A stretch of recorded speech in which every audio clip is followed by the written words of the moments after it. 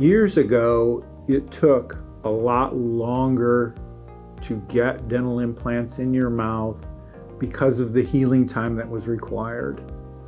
Because of newer type of implants, newer procedures, that time frame has been cut way down.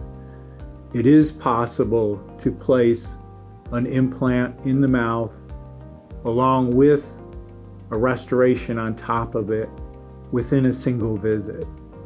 It's still healing underneath there, but as far as the patient is concerned, they've got their restoration. That healing time is not as big as an issue as what it used to be when you had a dental implant placed in with no restoration on it years ago, and it would take time for it to heal before any restoration could be done.